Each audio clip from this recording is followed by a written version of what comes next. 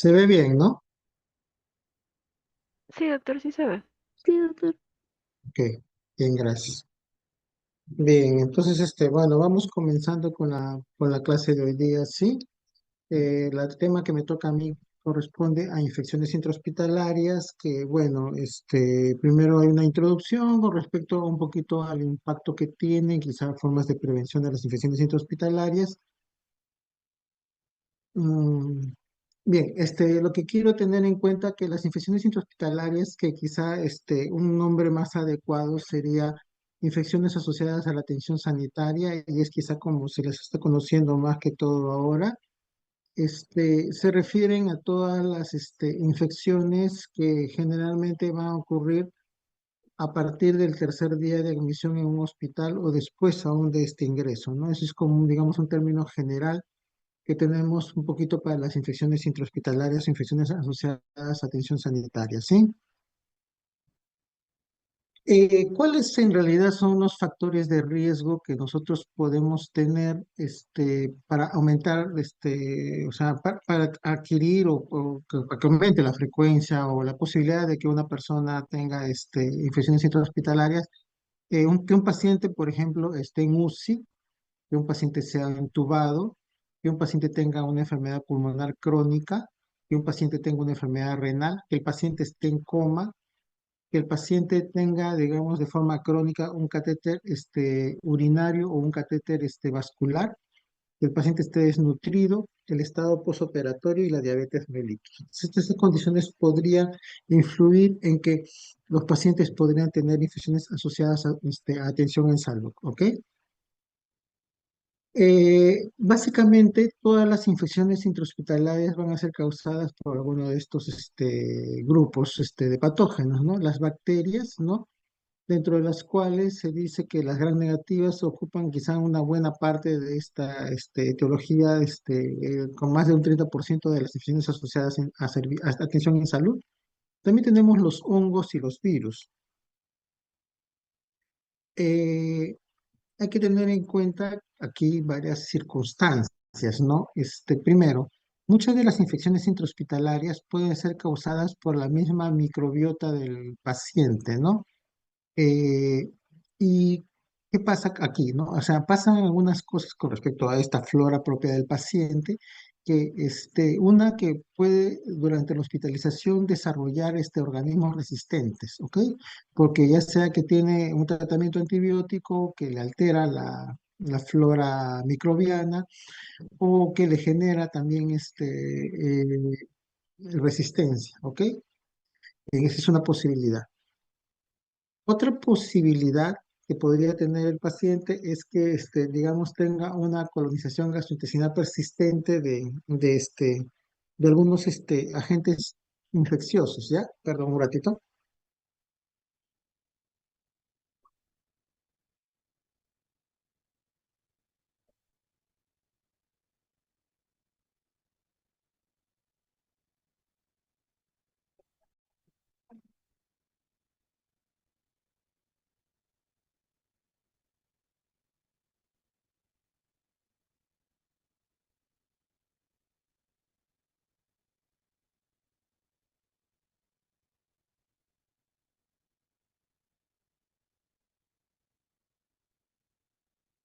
Ya, perdón. Entonces, ¿cómo se llama? La misma, el mismo tratamiento antibiótico también puede tener una alteración en la colonización gastrointestinal del paciente, y no solo el tratamiento antibiótico, ¿no? Sino también algunas situaciones que hacen que haya una alteración, ¿no? Como puede ser la misma enfermedad que haga que se hospitalice, o también el uso de tal vez algunos, eh, ¿cómo se llama? Sondas o cirugías, ¿no? Bien, hay que tener en cuenta, y creo que una parte muy importante en la forma como se transmite las infecciones intrahospitalarias es por una mala adherencia al lavado de manos, ¿ok? Entonces, las manos no lavadas del personal del hospital es quizá una de las principales formas de transmisión de infecciones intrahospitalarias, infecciones asociadas a atención en salud, ¿ok? Pero hay que tener en cuenta que no son las únicas formas, ¿no? Nosotros tenemos que tener en cuenta que este, de por sí las defensas protectoras del hospedero, o sea, del paciente, se va a ver alterados, ¿no? Por una invasión de diferentes tipos, ¿no?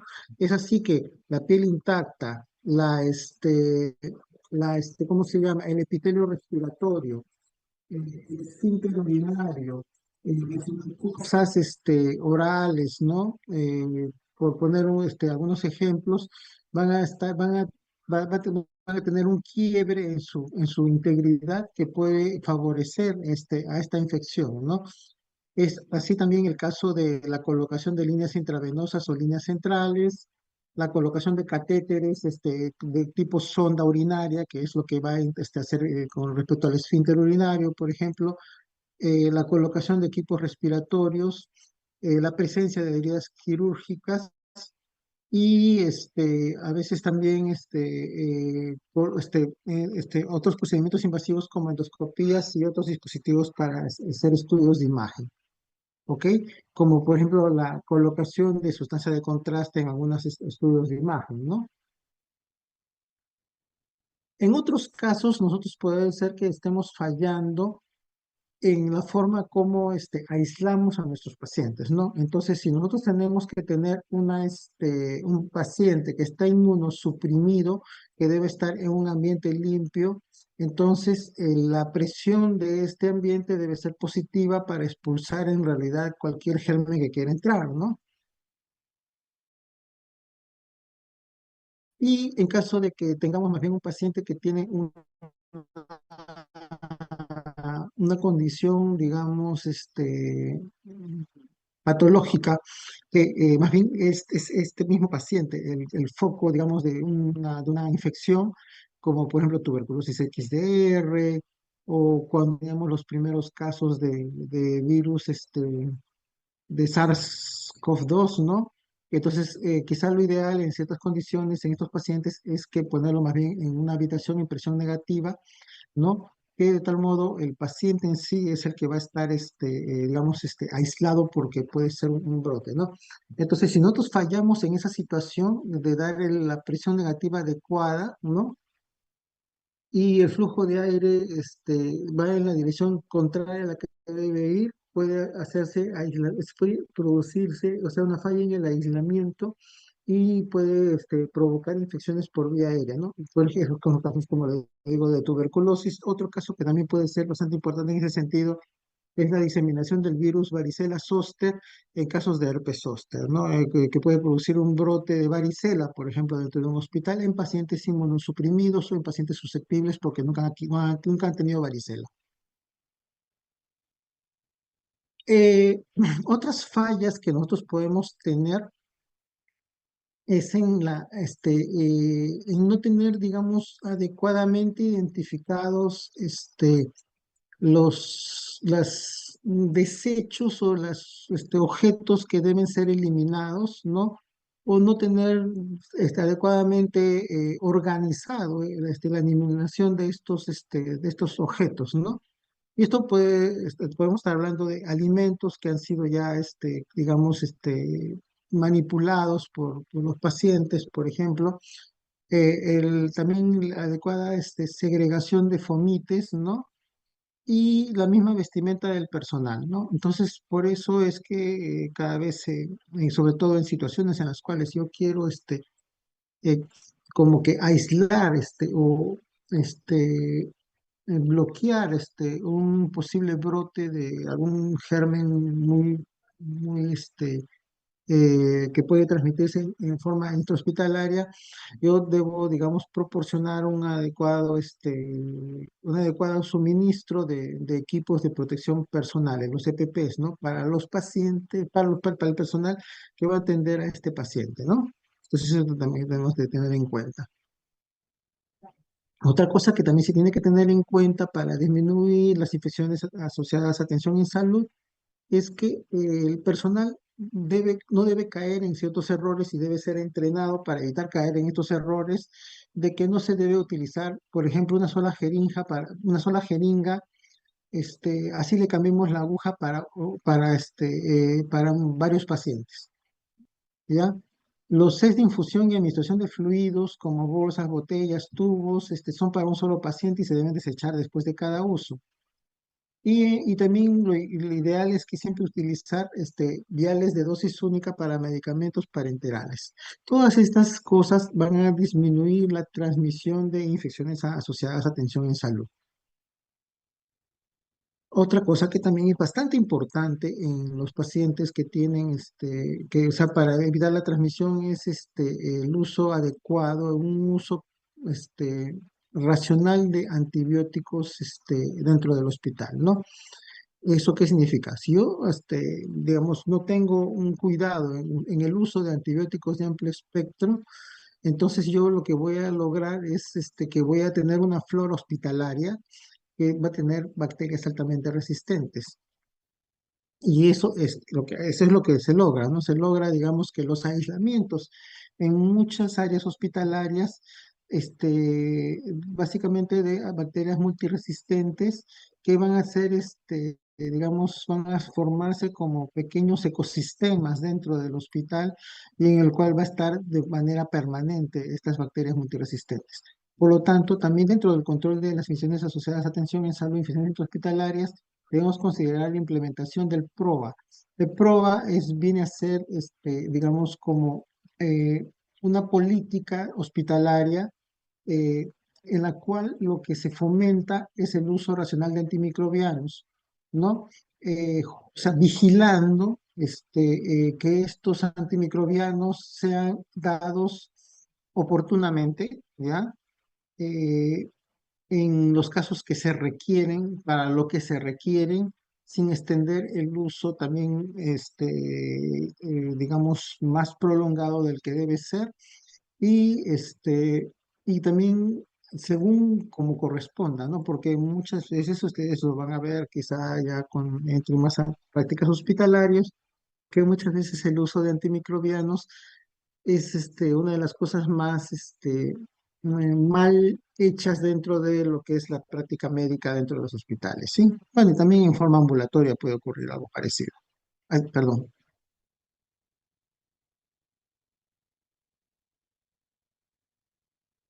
Otra cosa que pueda amplificar el riesgo de infecciones asociadas a atención en salud es que nosotros agrupemos, acumulemos pacientes gravemente enfermos en espacios demasiado cerrados.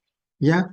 Por ejemplo, yo puedo tener pacientes con heridas, con drenaje contaminado, o pacientes pues, con tuberculosis XDR, por decir, en ambientes, digamos, muy próximos un paciente de otro, y esto va a intensificar la probabilidad de que yo tenga infecciones cruzadas dentro de los pacientes que ya están en un ambiente hospitalario, ¿sí?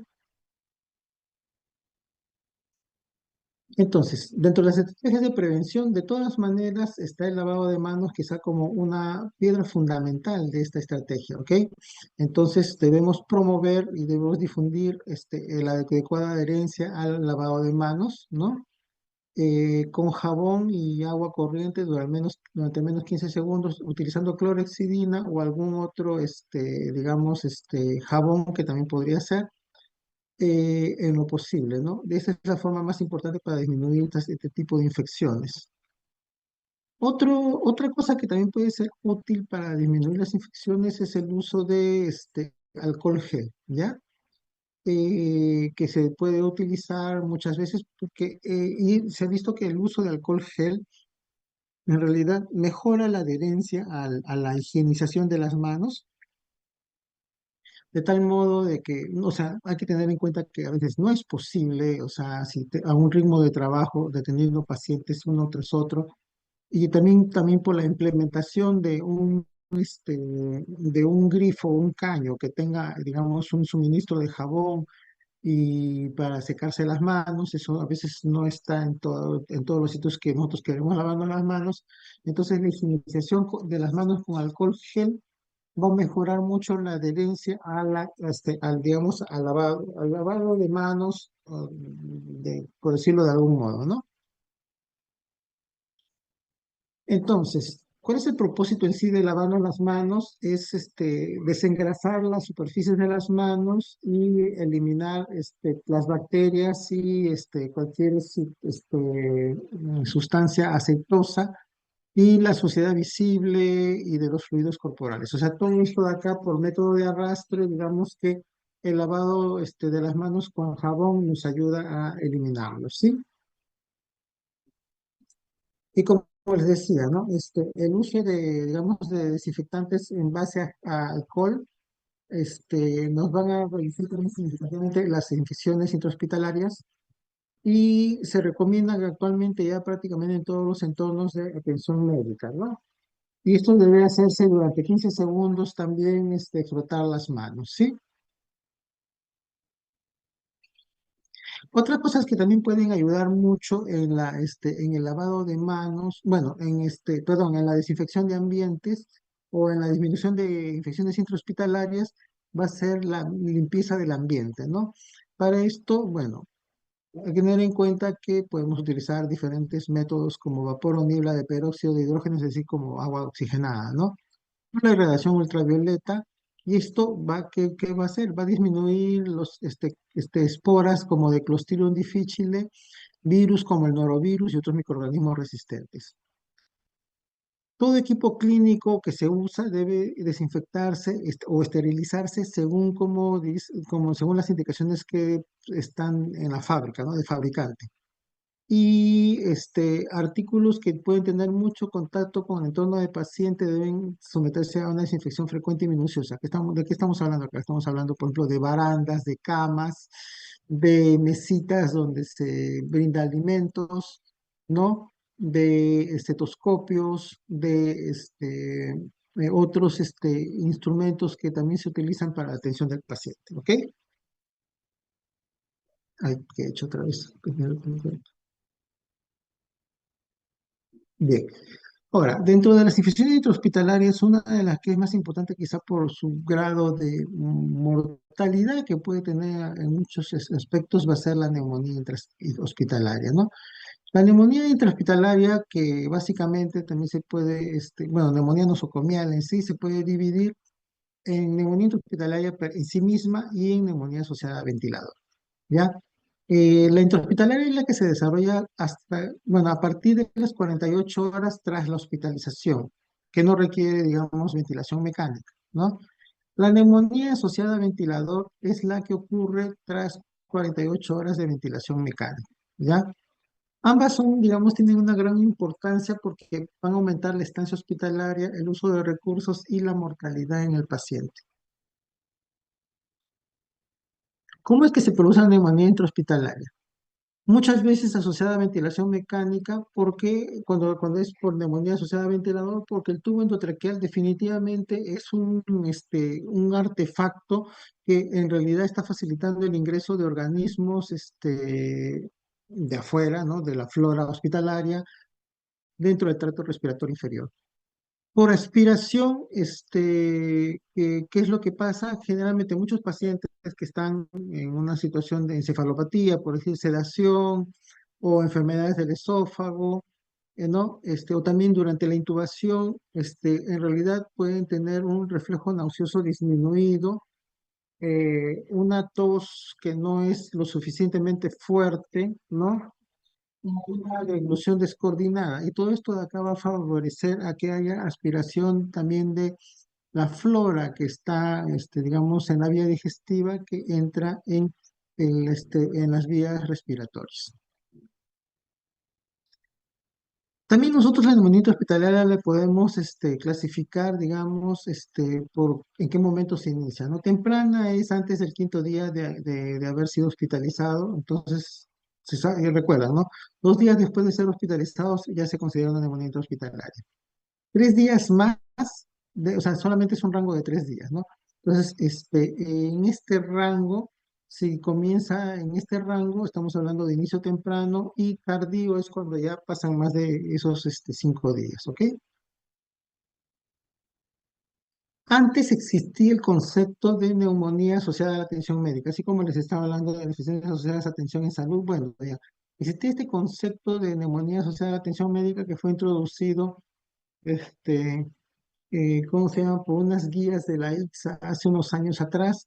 Ya no se reconoce como una entidad clínica útil. ¿Por qué? Porque en realidad hizo que como que un exagerado, bueno, una sobredimensionamiento de, digamos, de muchas neumonías que eran en la comunidad que pasaron a ser consideradas como neumonías intrahospitalarias, ¿no?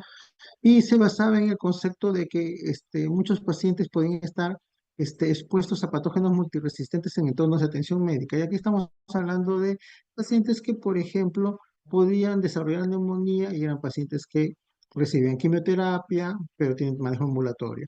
Hasta tenían terapia de hemodiálisis, pero tienen manejo ambulatorio, ¿no?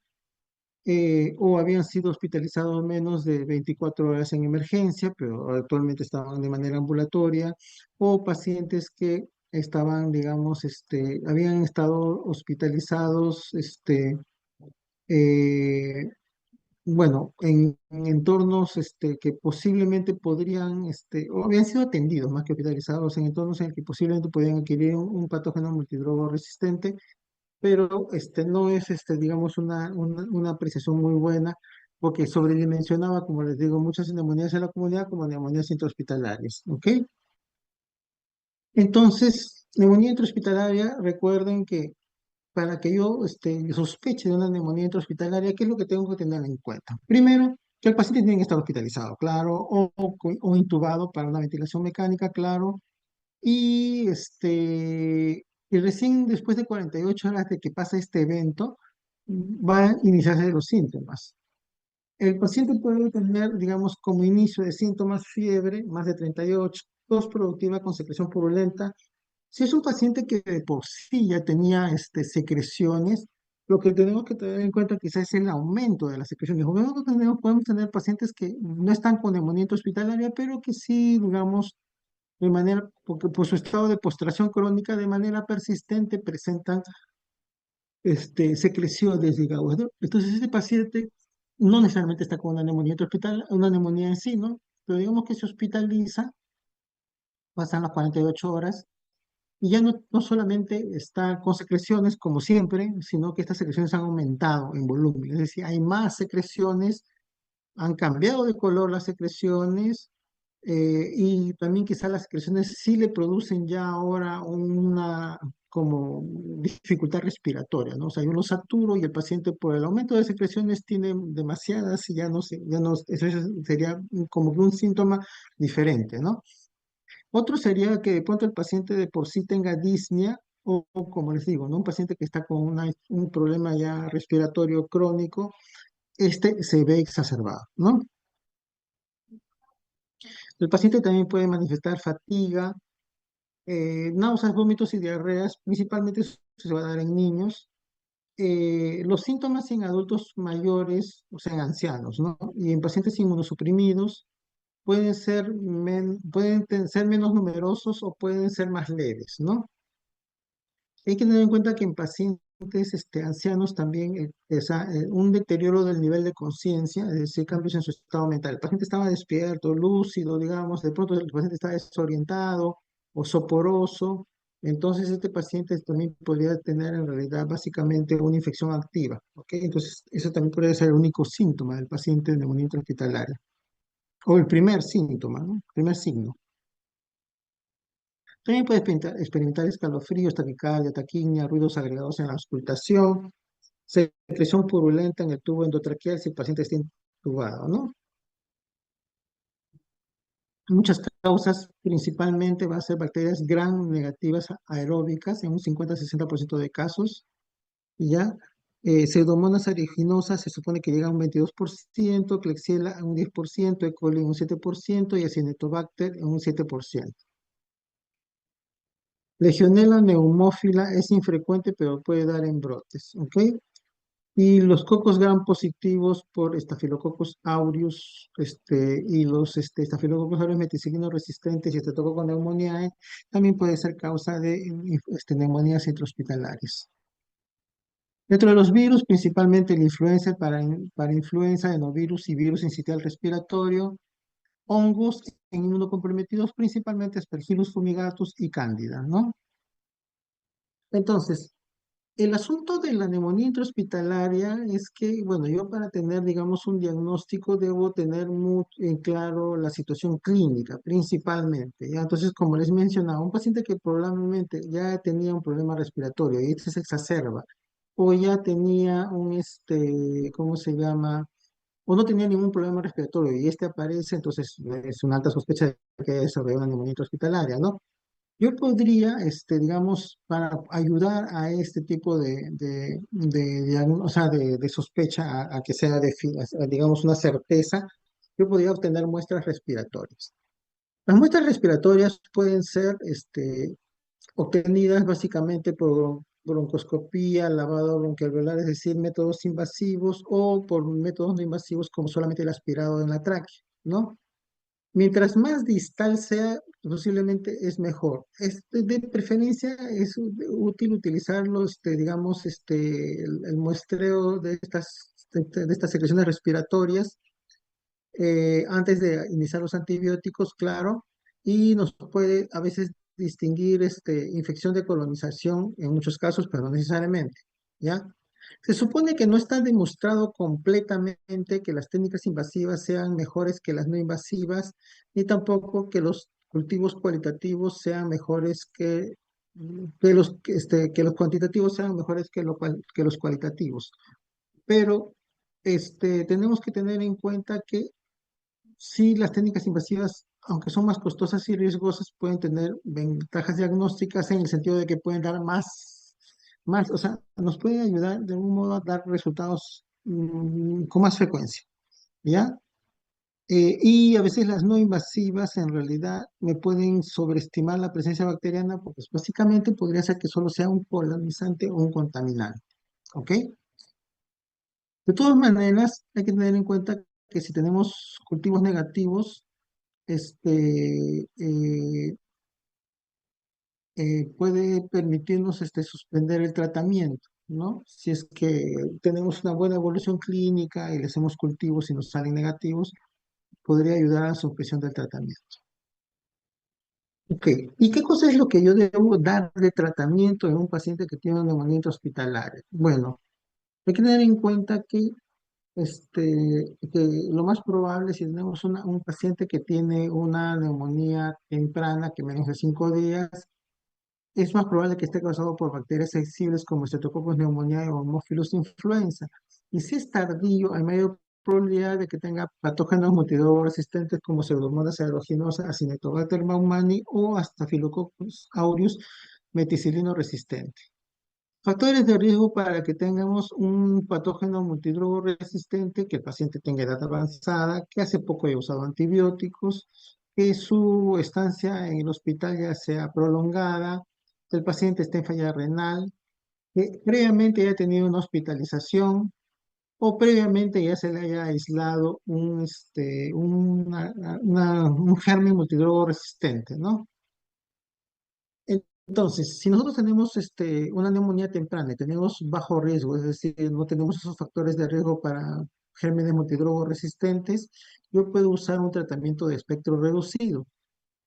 En pacientes críticos, en pacientes con alto riesgo de multidrogo resistencia, se recomienda utilizar un tratamiento empírico de amplio espectro, ¿no? ¿Qué es lo que debo hacer? ¿Debo utilizar solamente monoterapia o terapia combinada? Bueno, entonces, si nosotros necesitamos hacer una combinación del espectro, yo debo obtener tal vez sinergias y evitar resistencias, ¿ya? Ahora, el tratamiento combinado definitivamente me va a costar más, puedo hacer que haya una sobreinfección de otra cosa más y es más tóxico, ¿no? De todas maneras.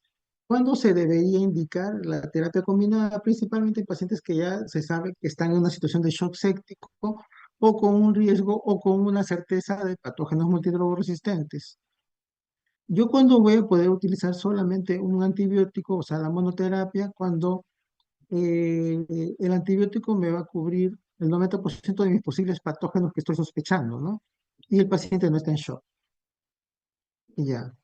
Y de todas maneras, esta terapia combinada debe ser ajustada o evaluada una vez que tengamos aislamientos de secreciones respiratorias o de algún lado, ¿no?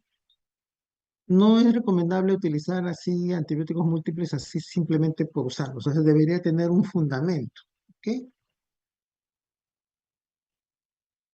¿Cuánto tiempo va a durar el tratamiento de una neumonía intrahospitalaria? Lo recomendable es solamente esta semana, 7 días, 7, 8 días, digamos, salvo que tengamos ya casos complicados como empiema, es decir, una infusión, o sea, una presencia de pus en el espacio pleural, un absceso pulmonar, por ejemplo, ¿no? Este, Se ha demostrado que si yo doy tratamiento más corto, no es que aumente la mortalidad, es decir, la mortalidad va a ser igual, nomás, ¿no? ¿Ya? Y se supone que si nosotros tenemos pacientes que tienen una poca probabilidad de neumonía hospitalaria y no se han deteriorado clínicamente 72 horas, nosotros podríamos dar un curso corto de antibióticos que sería solamente de 3 días. ¿Qué más es lo que yo tengo que tener en cuenta cuando yo evalúo a un paciente que tiene una neumonía intrahospitalaria? Primero, que no hay un biomarcador ideal, es decir, ni la procalcitonina, ni la proteína C reactiva, ni la copectina, ni ninguno de esos va a ser eh, lo suficientemente completo, ¿ya? Y debo compararlo siempre con la evaluación clínica, ¿ya? Yo puedo utilizar también scores como el CEPIS o el SOFA, ¿no? Y entonces que me pueden ayudar también a acercarme al diagnóstico y a la gravedad, pero tampoco me van a reemplazar la evaluación clínica en sí, ¿no? Ok, ¿qué cosa es lo que yo tengo que tener en cuenta? Por ejemplo, si la procalcitonina y la proteína se reactiva en los primeros días, va empezando a bajar, entonces esto es un mejor pronóstico. La procalcitonina puede no ser, bueno, puede ser más limitada su utilidad en pacientes que tengan problemas renales. Las decisiones siempre y últimamente, o sea, y finalmente deben ser basadas en criterios clínicos. Y bueno, de todas maneras, la procalcitonina es un buen predictor de mortalidad, ¿no? Ujú. ¿Y qué otra utilidad podría tener en sí la procalcitonina? Bueno, se ha visto que quizás su comportamiento, o sea, ¿cómo se llama? Su uso nos podría orientar para dar un curso más corto de antibióticos, ¿ya?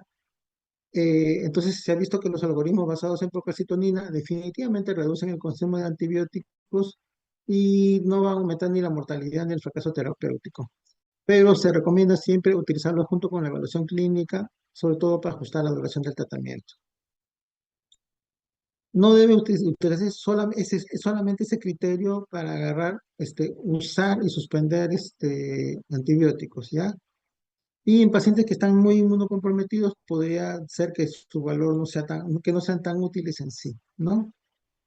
Y acá es un esquema que básicamente es del artículo que, bueno, está en en las referencias bibliográficas, en el cual yo, cómo debo agarrar y debo, digamos, considerar mi tratamiento, este,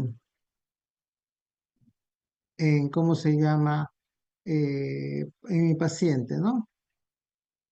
Yo debo considerar si tengo una neumonía intrahospitalaria, una neumonía asociada en ventilador. Entonces debo medir el riesgo de que haya patógenos multidrogoresistentes y mortalidad.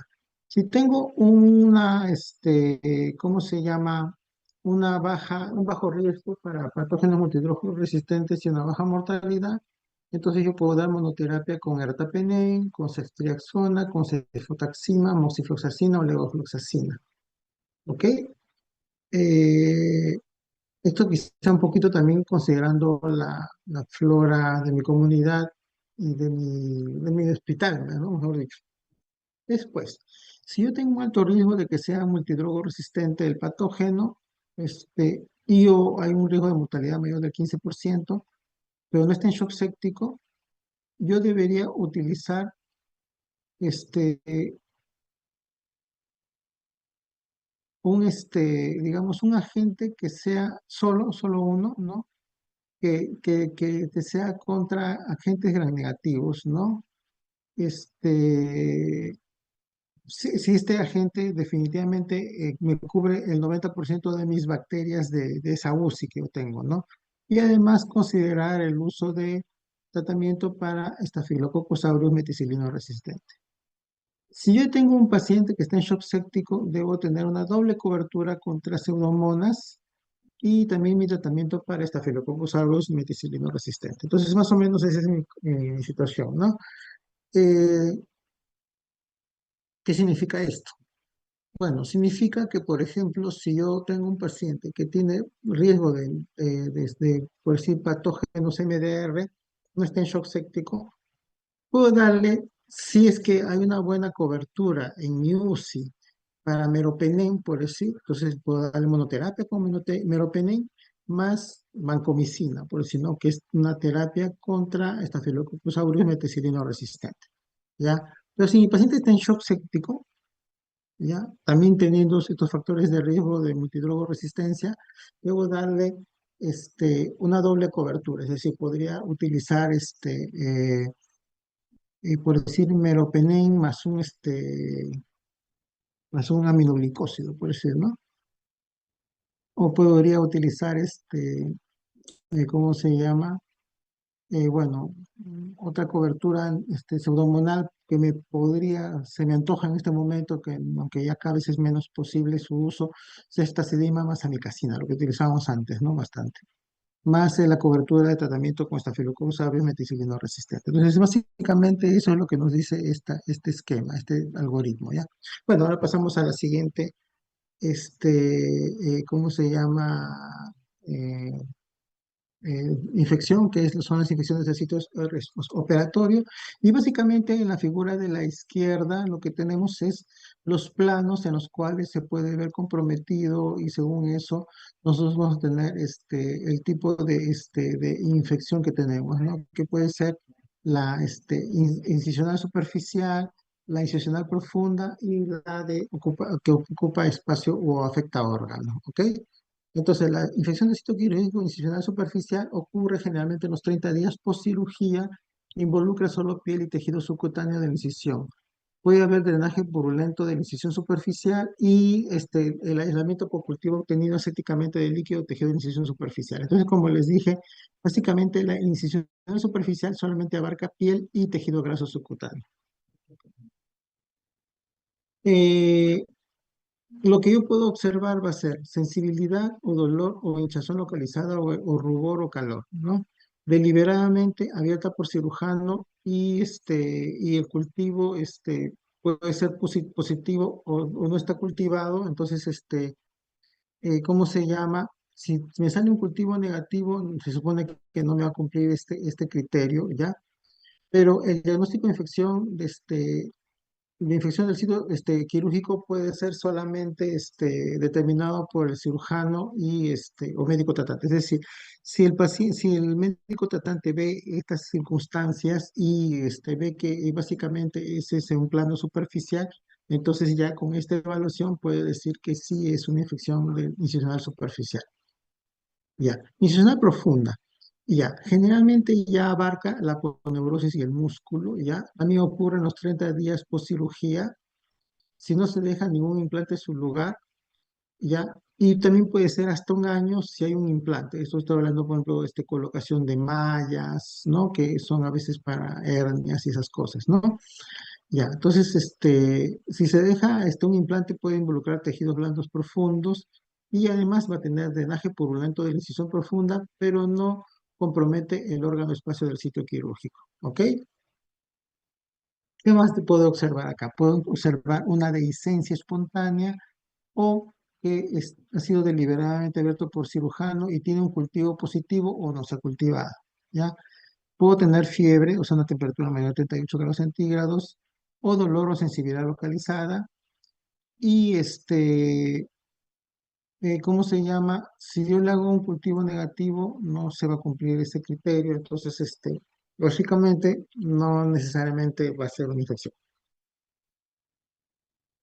De ahí tenemos la de órgano espacio, también es por los 30 días post cirugía o después de un año si se deja implante, ¿ya?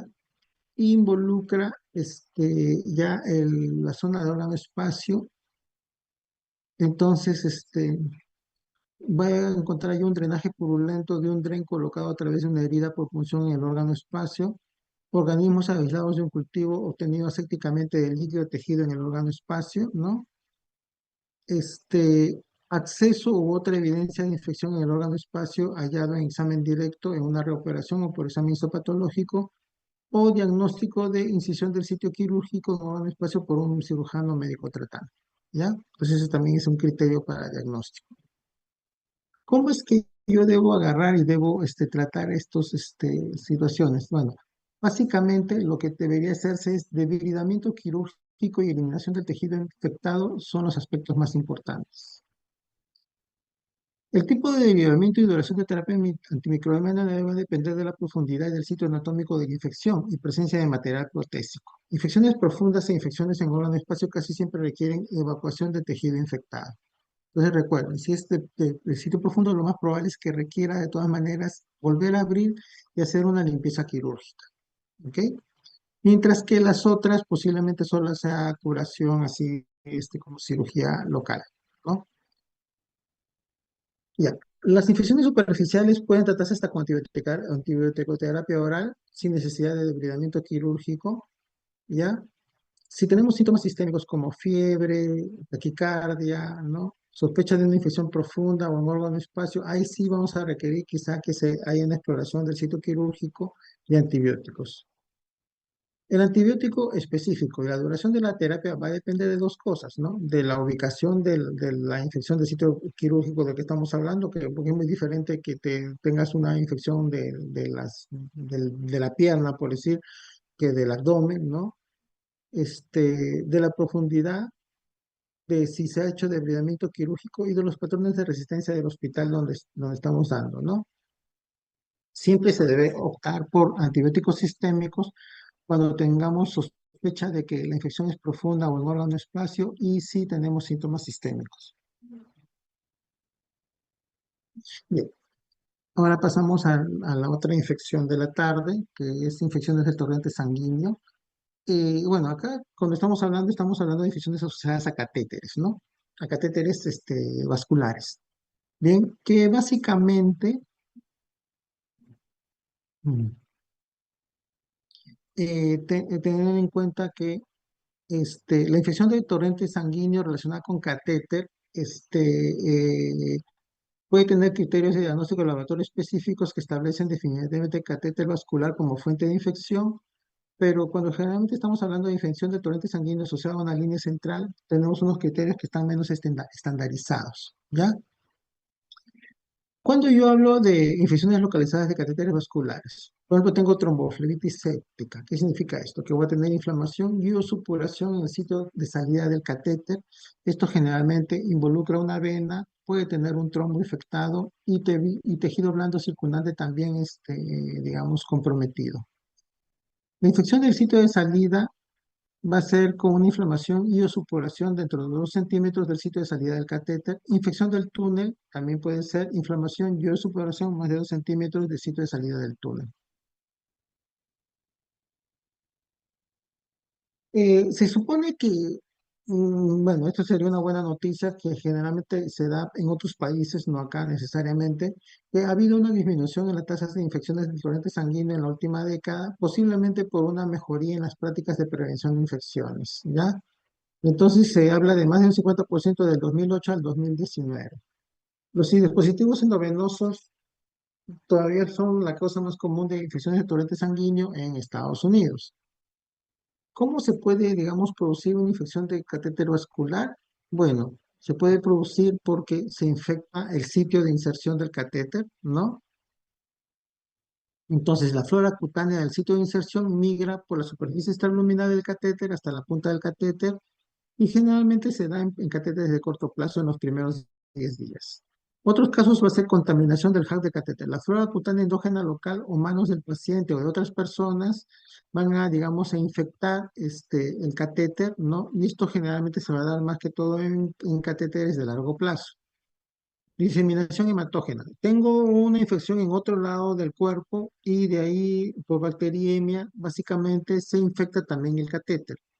Y muy raro, pero también podría ocurrir contaminación del líquido de infusión, es decir, del medicamento que no tiene las adecuadas, o el agua, el suelo que le estamos administrando que no está estéril y eso podría contaminar el catéter. ¿Qué cosa es lo que vamos a aislar en infecciones del torrente sanguíneo? Básicamente pueden ser gram positivos, ¿no? Que históricamente han predominado, ¿no? Pero cada vez es más frecuente que se presenten también cándida y enterobacteriales. Ya. En, este, en casos de hemodiálisis, por ejemplo, Staphylococcus aureus y los estafilococos coagulasa negativos están prácticamente predominando, ¿no? Y se supone que constituyen entre el 45 los estafilococos coagulasa negativos y 34% los Staphylococcus aureus. ¿Cuándo nosotros podemos sospechar de pseudomonas aeruginosa? Sobre todo en pacientes que son grandes quemados, ¿no? O que hay una exposición al agua, no sé, digamos que tenemos una fuente de agua relativamente cerca, ya. Por ejemplo, uno que no es tan común, pero que también puede ocurrir, las estenotrofomonas, maltofilia, sobre todo hay que sospecharlo en pacientes con inmunosupresión, en pacientes oncológicos, y también que haya cierta exposición al agua.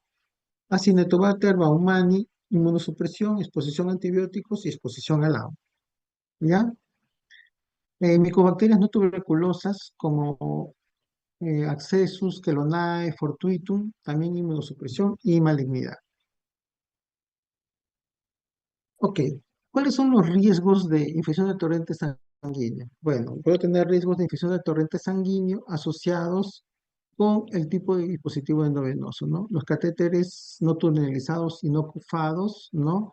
Los catéteres de la arteria pulmonar están asociados con mayor riesgo de infección. Los catéteres no centrales tienen menor riesgo de infección de torrente sanguíneo. Dispositivos intravasculares a largo plazo pueden tener un riesgo significativamente menor y hay mayor riesgo de infección del torrente sanguíneo cuanto más lúmenes tenga el catéter. ¿Ok? Entonces, los catéteres centrales de inserción periférica de doble lumen y de triple lumen definitivamente tienen mayor riesgo. ¿Cuáles son los factores de riesgo considerados al paciente?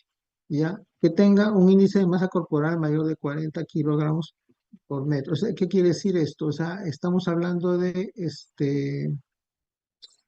un paciente obeso, ¿no? Que tenga inmunocompromiso severo, por ejemplo, pacientes neutropénicos o con trasplante de médula ósea, recién nacidos prematuros y de bajo peso al nacer, pacientes que están, digamos, recibiendo nutrición parenteral, la pérdida de integridad de la piel, quemaduras, la estancia hospitalaria prolongada antes de la colocación del catéter y la transfusión de productos sanguíneos, esto sobre todo se ha visto en niños. Otros factores de riesgo que son modificables, por ejemplo, que se lo coloque un operador inexperto, que no haya las suficientes precauciones o un uso limitado de precauciones de barrera estéril, ¿ya? El uso de la vena yugular interna y la femoral es más riesgo que la vena subclara, por ejemplo, ¿no? Para colocar el catéter. Eh, Colocación del catéter en un sitio antiguo sobre una guía, o sea, un catéter que ya ha sido, o sea, que en un sitio donde ya ha sido colocado otro catéter también aumenta el riesgo. El catéter es multilumen, también aumenta el riesgo. Colonización bacteriana del sitio de inserción y del hub del catéter. eh, Utilizar iodopovidona y alcohol en lugar de clorexidina alcohol. O sea, clorexidina alcohol es mucho mejor, digamos, para esterilizar el sitio de inserción del catéter. Que el catéter dure más de 7 días y que no haya, digamos, mucha, un adecuado número de enfermeras para pacientes en UCI. Ya. ¿Cuándo yo debo sospechar de infección del torrente sanguíneo? Todo paciente que sea portador de un catéter, claro está, que tenga signos y síntomas inespecíficos de infección. Por ejemplo, fiebre, escalofríos, puede ser hipotensión, leucocitosis, catéter vascular presente de al menos 48 horas y sí que no tengamos otro foco identificable. ¿Qué debo hacer? Hemocultivos. ¿Ok? Recuerden que para infección de torrente sanguíneo, bueno, felizmente una de las cosas que pueden ayudar va a ser el diagnóstico por hemocultivos. Entonces, si yo tengo un paciente que es portador de un catéter venoso central, ¿ya? Eh, y tengo que considerar primero, ¿no? ¿Tiene signos locales de infección? Sí, bueno, pues ya como les mencioné al principio, ¿no? O sea, paciente que tiene inflamación o es supurado en la zona de inserción. Definitivamente tengo que retirar este catéter y debo iniciar tratamiento antibiótico. Ya. No tiene signos locales de infección, entonces debo valorar los resultados de hemocultivos. Ya. Le hago los hemocultivos, los que pueden ser cuantitativos o diferenciales. Si son negativos, buscar otro foco. Si me salen positivos, retirar el catéter del tratamiento. ¿Ya? Si tiene un foco secundario, o sea, igual tiene también una neumonía, yo debería considerar también tratar el foco, ¿ya? Y si el foco secundario no tiene, entonces debo valorar los resultados de los hemocultivos siempre. Ok, entonces una definición clínica de acuerdo al ICSA, ¿no? Es que haya crecimiento del mismo organismo en al menos un hemocultivo percutáneo y del catéter o punta del catéter, ¿ok? Entonces, eh, puedo tener estos cultivos, eso sí, tener en cuenta que debe tener cultivos cuantitativos de sangre o diferencia del tipo de positividad. ¿Qué significa esto? Por si acaso, o sea, cuando yo hago, digamos, determinación diagnóstica por aislamiento, yo debo agarrar y tomarle por lo menos un hemocultivo por el catéter, ¿no? Por el lumen del catéter, y el otro cultivo debo tomarlo de una vena periférica, ¿ok? Entonces, si es infección digamos, del lumen del catéter, en realidad lo que debería pasar es que, perdón, ratito.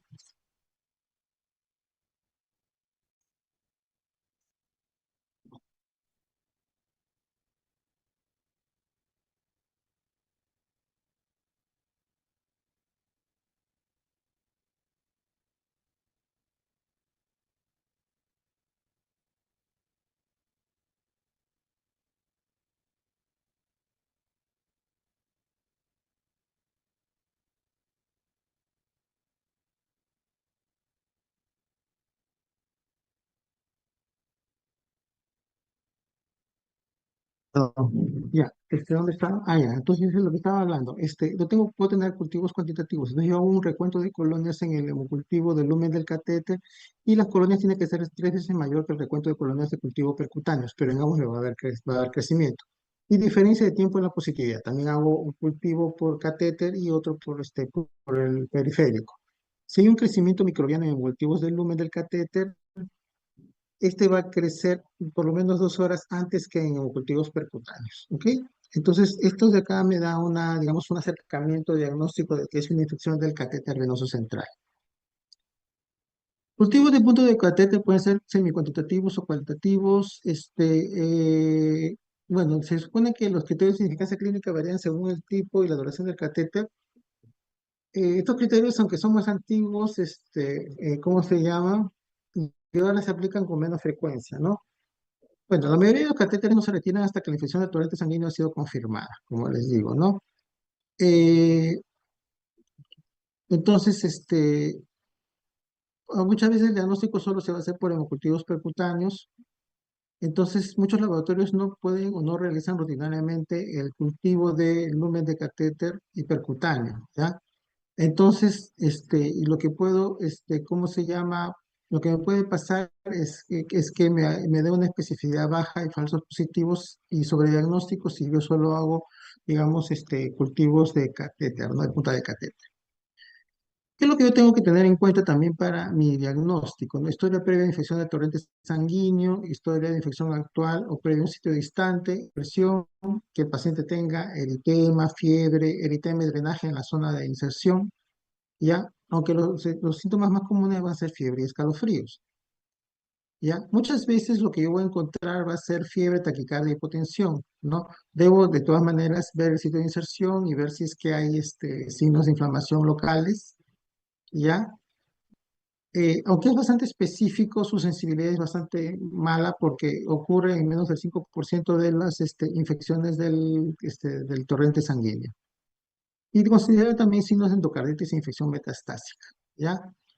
Cuando yo tengo la sospecha de esto, los homocultivos debo tomarlos en las primeras 24 horas del episodio séptico y antes de iniciar los antibióticos generalmente. Lo recomendable es obtener de 20 a 30 mililitros de sangre por cada grupo de hemocultivos y 2 a 4 sets de diferentes sitios. ¿Ya? Un set tomado a través del catéter y otro set percutáneo, es lo que todavía se sigue prefiriendo desde las indicaciones que se dieron en el 2009 por la ICSA de esto, ¿no? Bueno, cuando son solamente venas periféricas puede haber un alto índice de contaminación, ¿no? Y bueno, se dice que si nosotros solamente tomamos a través de catéter puede haber altos índices de contaminación y si solo tomamos, ¿cómo se llama? Hemocultivos de venas periféricas puedo reducir costos, uso innecesario de antibióticos, estadía hospitalaria y tasas reportables, pero eso está en discusión. Entonces, si es posible tomar cultivos, hemocultivos periféricos, tomar cultivos de sangre a través de lúmenes diferentes, si está presente más de un lumen, si no es posible, si no es posible tomarlos en cultivos periféricos, claro, ¿no?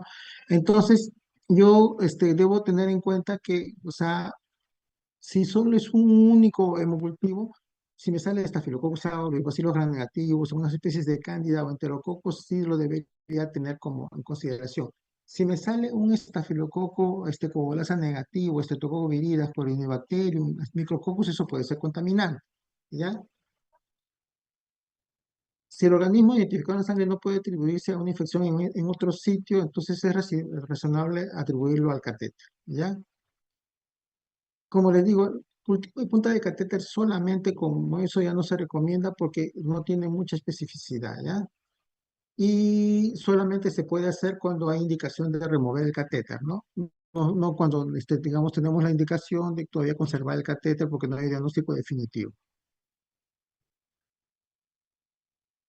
Podría ayudarnos también cultivar el sudado del sitio de salida, si es que hubiera, y recuento de glóbulos blancos, PCR y niveles de procalcitonina, pero son inespecíficos. La procalcitonina acá no es tan útil como en el caso de la neumonía. ¿Sí? Ahí tenemos las infecciones del tracto urinario asociadas a catéter. ¿Ok? Infecciones del tracto urinario en personas con catéter en el tracto urinario o lo ha estado en las últimas 48 horas. ¿Qué quiere decir esto? Que yo debo agarrar y debo tener en cuenta que el paciente debe ser un portador de catéter urinario, ¿ok? Ya, todavía es bastante importante porque puede producir bacteriemia, hasta 20 puntos de bacteriemias en hospitales. Puede llegar a tener una mortalidad del 10%, y se supone que la bacteriuria, que es algo previo que es a la infección del catéter urinario, se va a dar en un 3 a 8% por día según la incidencia que tengamos. Es decir, mientras más dure la cateterización, va a ser más probable que tengamos una ITU asociada a catéter. Tiene mayor riesgo en mujeres porque la uretra es más corta, es mayor también en pacientes con diabetes mellitus y aumenta en pacientes en UCI y que tienen mayor estancia hospitalaria. ¿Cuándo yo debo sospechar de un paciente que tiene una ITU asociada a catéter? Si hay un nuevo inicio o empeora una fiebre, si hay escalofríos, si hay alteración del estado mental, si hay un malestar general o letargo sin otra causa, si hay dolor en flanco, si hay sensibilidad en el ángulo costovertebral, si hay hematuria aguda o si hay malestar público. Ya, si yo le he retirado el catéter hace poco y el paciente presenta disuria, urgencia o frecuencia urinaria, dolor o sensibilidad suprapúbica, también debería sospechar. Si un paciente está cateterizado y yo tengo ausencia, o sea, presencia, perdón, de olor, orinas muy olorosas u orina turbia, esto no debe usarse como referencia de infección urinaria, ¿ok? Microbiológicamente, la infección de tracto urinario se asocia al aislamiento de uropatógenos, digamos, mayor o igual de 10 a la 3 unidades formadoras de colonia por mililitro, ¿ya? Entonces, en una muestra de orina obtenida mediante catéter, ¿no? O en una muestra de orina de micción media de un paciente cuyo catéter uretral suprapúbico de condón ha sido retirado en las últimas 48 horas. La piuria de por sí en pacientes cateterizados no es prueba diagnóstica de infección del tracto urinario asociada a catéter. Recuerden eso, ¿ya? Y como les digo, la presencia, ausencia o grado de piuria no debe utilizarse como